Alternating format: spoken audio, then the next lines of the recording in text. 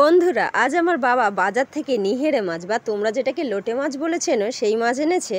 আর এই মাছ আমার হাতে ধরিয়ে দিয়ে বাবা বলল যে এই মাছটা আজকে রে ভেজে তুই ঝাল। তোমরা কখনো এই মাছ ভেজে ঝাল করে খেয়েছো কিনা আমি জানি না, তবে আজ আমি এই মাছটা ভেজে ঝাল করবো আর সেই রেসিপিটা আমি তোমাদের সঙ্গে শেয়ার করব।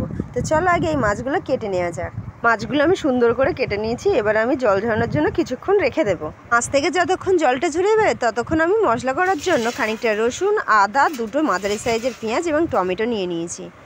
হয়ে গেছে আমার সমস্ত মশলা রেডি করা। তো এখানে কী কী আছে আমি সমস্ত কিছুই তোমাদের সঙ্গে আমি বলে দিচ্ছি। আমি সমস্ত মশলাই বেটে নিয়েছিলাম। তো এখানে আছে আদা রসুন বাটা, এখানে কয়েকটা কাঁচা লঙ্কা চেরা, এখানে আছে পেঁয়াজ বাটা। না তো পেঁয়াজ টমেটো বেটে রান্না করলে স্বাদ আলাদা হয়। তো এর পাশেই আছে টমেটো বাটা, আর সাথে আছে কুচানো ধনিয়া পাতা, আর রয়েছে এদিকে দুটো তেজপাতা, আর এদিকে আছে কালো জিরে, নুন, হলুদ, জিরে মরিচ গুঁড়ো, লঙ্কার গুঁড়ো, আর সাথে গরম মশলা। 5 ফোড়ন কিন্তু দেবো না, ওটা জাস্ট আছে। সমস্ত কিছু নিয়ে আমি পাকার ধারে এসে গিয়েছি। তো এখানে আরও একটা রান্না হচ্ছে, তা ওটা হোক, ততক্ষণ আমি মাছে নুন হলুদটা মাখিয়ে নিই। তো পরিমাণ মতো নুন দিয়েছি আমি মাছে, আর তারপর দিয়েছি হলুদ। তোমরা চাইলে এখানে অল্প সামান্য লঙ্কার গুঁড়োও ব্যবহার করতে পারো, কিন্তু আমি সেটা দেইনি। তো দেখো কত সুন্দর মাছগুলো থেকে জল ঝরে গেছে। তো এরপর আমি চলে এসেছি পাকার ধারে।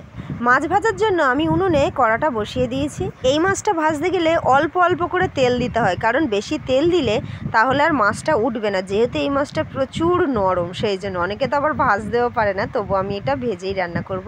যাই হোক, কড়াটা গরম হয়ে গেছে আমার। এবার আমি কড়াতে তেল দিয়ে দিচ্ছি, সর্ষের তেল। দেখো কেমন গরম হয়ে গেছে, তেল দিতে না দিতেই ধোঁয়া বার হওয়া শুরু হয়ে গেছে। তো দেখো আমার তেলটা গরম হয়ে গেছে। এবার আমি কড়ার চারিদিকে লাগিয়ে নেব তেলটা খুন্তির সাহায্যে। এই মাছ ভাজার সময় তোমরা যদি আস্তে আস্তে জাল দাও তাহলে কিন্তু কড়া থেকে মাছ উঠবে না, সেই জন্য আগুনটা একটু জোরেই দিতে হবে। তারপর আমি আস্তে আস্তে একটা একটা করে তেলের ওপরে মাছ দিয়ে দিচ্ছি। যারা গ্যাসে রান্না করো তারা ননস্টিক কড়াই করে রান্না করবে বা এই মাছ ভাজবে, দেখবে কি সুন্দর মাছগুলো উঠে যাবে, কড়াতে একদম ধরবে না, খুব সুন্দর মাছগুলো ভাজা যায়। যাই হোক, লোটে মাছের এক পিঠ ভাজা হয়ে গেছে। এবার আমি খুন্তির সাহায্যে একটা একটা করে আস্তে আস্তে উল্টে দিচ্ছি। দেখো কি সুন্দর উল্টে যাচ্ছে একটার পর একটা, একটাও কিন্তু কড়াতে বেঁধে নেই বা ধরে রাখেনি। খুব সুন্দরভাবে মাছগুলো ভেজে নিয়েছি আমি। এই মাছ ভাজা কিন্তু তোমরা ভাতের সাথেও খেতে পারো, আমার তো খুবই ভালো লাগে। জানি না তোমাদের কেমন লাগে। তো আমার ভাইও গরম ভাতের সাথে এই মাছ ভাজা খেতে খুবই ভালোবাসে, আমার দাদাও খুবই ভালোবাসে, সেই জন্য আমাদের বাড়িতে একটু বেশি বেশি করে আনা হয়। সব মাছগুলো আমি এক এক করে উল্টে দিয়েছি। এই যে আমার মাছ ভাজা হয়ে গেছে, দেখো কত সুন্দর লাল লাল করে ভেজে নিয়েছি, একটাও ভাঙেনি। এইরকম মাছগুলো তো খেতে ভালো লাগবে না কেন বলো, খুবই ভালো লাগে খেতে এই মাছ। যাই হোক, আমি এক এক করে মাছগুলো তুলে নেই। অল্প অল্প করে আমার সবই মাছ ভাজা হয়ে গেছে। দেখো কতটা মাছ ভেজেছি, কি সুন্দর।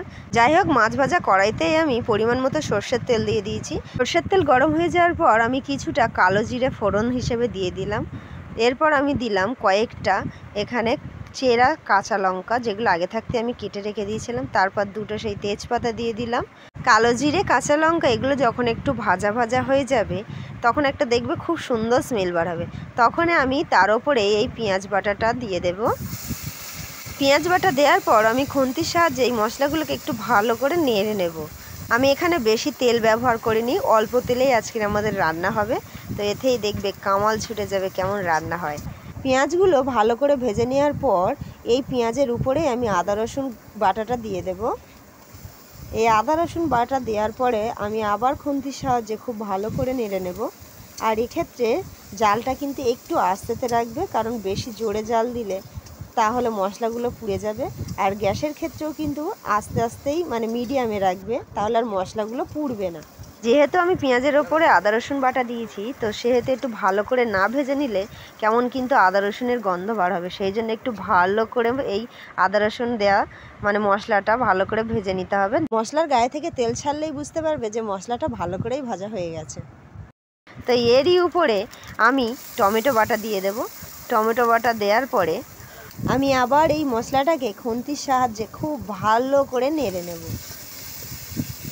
যেহেতু আমি একাই মোবাইলটা ধরে ভিডিওটা করছিলাম, সেই জন্য একটু এদিক ওদিক হয়ে যাচ্ছে। তো যদি কোথাও কোনো ভুল হয়ে যায় দেখাতে তো আমাকে প্রশ্ন করবে, আমি আবার তোমাদের উত্তর দিয়ে দেব। যাই হোক, আমি টমেটো বাটাটা দেওয়ার পর আমি ভালো করে এটাকে নেড়ে নিলাম আবার সুন্দর করে। ওই দেখো এইবার ও আবার এর গা থেকে কেমন তেল ছাড়ছে। অনেকক্ষণ নাড়ার পর যখন দেখেছো মশলাগুলোর গায়ে থেকে তেল বাড়াবে, তখন তার উপরে পরিমাণ মতো নুন, পরিমাণ মতো হলুদ গুঁড়ো এবং পরিমাণ মতো লঙ্কার গুঁড়ো দিয়ে এটাকে আবার ভালো করে নেড়ে নিতে হবে। এই মশলাগুলো দেওয়ার সময় তখনও কিন্তু আবার আস্তে আস্তেই জাল দিতে হবে, না হলে মশলাগুলো পুড়ে যাবে। তো দেখো আমি কি সুন্দর করে এখন মশলাগুলোকে ভালো করে ভেজে নিচ্ছি।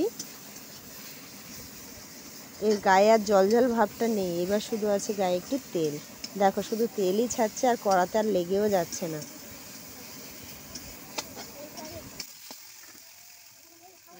সমস্ত মশলা ভালো করে ভাজা হয়ে যাওয়ার পর তার উপরে আমি জিরেমরিচের গুঁড়োটা দিয়ে দিলাম। অনেকেই জিরেমরিচ ফুটন্ত তরকারি মানে তরকারি হওয়ার শেষের দিকে দেয়, আবার কেউ এই মশলা কষানোর সময় দেয়। আর আমি মাছের ঝাল করছি তো সেই জন্য এখনই দিয়ে দিলাম। যদি এটা কাঁচা জিরেমরিচ বাটা হতো তবে আমি ফুটন্ত জলেই দিতাম, কিন্তু এটা তো গুঁড়ো মশলা, সেই জন্য আমি মশলা কষানোর সময় দিয়ে দিয়েছি। কি সুন্দর মশলাটা হয়ে গেছে, মনে হচ্ছে এই দিয়েই ভাত খেয়ে। তো যাই হোক, মশলাগুলো ভেজে নেওয়ার পর আমি পরিমাণ মতো জল দিয়ে দিচ্ছি। যেহেতু আমি মাছের ঝাল করব, সেই জন্য আমি বেশি জল এখানে ব্যবহার করলাম না। জল দেওয়ার পর আমি খুন্তির সাহায্যে ভালো করে মশলাগুলো জলের সাথে গুলে দিচ্ছি। দেখো কি সুন্দর এখনই গাঢ় হয়ে গেছে জলটা, তাহলে ভাবো যখন ফুটে উঠবে তখন কেমন লাগবে। যাই হোক, জলটা ফুটে ওঠার পর আমি কিছুক্ষণের জন্য কড়াটা চাপা দিয়ে রাখবো। জলটা ভালো করে ফুটে যাওয়ার পর আমি এবার ঢাকনাটা খুলে দিয়েছি মাছগুলো দেওয়ার জন্য। ওহ কি সুন্দর সেন্ট বার হচ্ছিল, কি বলবো। দেখো কত সুন্দর কালার এসেছে, কি বলবো, কি সুন্দর কি সুন্দর। এই ঝাল খেতে না জাস্ট ওয়াও লাগে। মাংসের তরকারি দিলেও আমরা কেউ খাবো না, আগে এই মাছের ঝালটাই খাবো। তো দেখো কত সুন্দর লাগছে। জলটা ফুটে ওঠার পর আরও কত সুন্দর গাঢ় হয়ে গেছে। তা যাই হোক, তার উপরেই আমি কিছুটা গরম মশলা দিয়ে দিলাম। গরম মশলা একটুখানি ফুটিয়ে নেওয়ার পর তারই উপরে আমি এই ভেজে রাখা মাছগুলো সবই দিয়ে দেবো। আমার ভাইজি মাছ ভাজা খাবে বলেছিল, সেই জন্য দুটো তুলে রাখলাম। মাছগুলো দেওয়ার পর একটুখানি খুন্তির সাহায্যে আলতো আলতো ভাবে মাছগুলোকে মানে পুরো কড়াতে ছড়িয়ে দিচ্ছি। বেশি নাড়াচাড়া করলে এই মাছগুলো কিন্তু পুরো ঘেঁটে ঘা হয়ে যাবে, সেই জন্য আমি খুন্তির সাহায্যে আস্তে আস্তে ভাবে পুরো কড়াতে দিয়ে দিয়েছি। দেখো কত সুন্দর হয়েছে, কি বলবো। সবশেষে আমি ধনিয়া পাতা কুচানোগুলো ঝালের ওপর দিয়ে দিলাম। যাই হোক, তোমরা গরম মশলা কিন্তু এই রান্না করার শেষের দিকেও দিতে পারো। তো মশলা টশলা সবই দেওয়া হয়ে গেছে। এবার আমি চাপা দিয়েছিলাম কিছুক্ষণের জন্য, তো চাপাটা খুলেছে। এবার দেখো আমার তরকারিটা হয়েই গেছে, কত সুন্দর হয়েছে কি বলবো। তোমরা তো এই মাছ দিয়ে অনেক ধরনেরই রেসিপি খেয়েছো, কিন্তু একবার ভেজে আমার মতো করে ঝাল করে খেয়ে দেখবে। আমি জোর গলায় বলবো যে মাংসের তরকারি ছেড়ে এই লোটে মাছের ঝাল দিয়েই তোমরা ভাত খাবে। যাক এবার নামিয়ে নিই। নামিয়ে নেওয়ার পরেই দেখো কত সুন্দর হয়েছে, কালারটা দেখো জাস্ট ওয়াও। যাই হোক, আজকের ভিডিওটা তোমাদের কেমন লেগেছে অবশ্যই কমেন্ট করে জানাতে ভুলো না কিন্তু। সবাই ভালো থেকো, টাটা।